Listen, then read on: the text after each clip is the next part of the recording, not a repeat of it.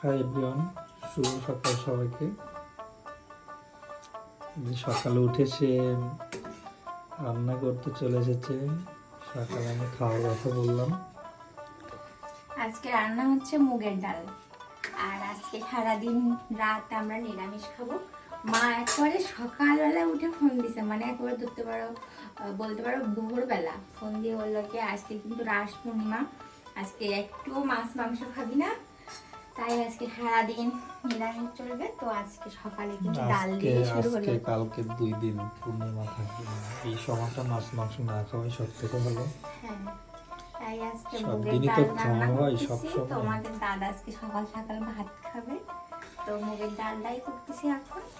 আর হচ্ছে এই যে ডাল দুপুরবেলা রান্না, এই যে কি রান্না শেষের করে দিকে। দেখি, শেষ হয়ে গেছে প্রায়। আচ্ছা, তো এই ছিল আমাদের সকালবেলা।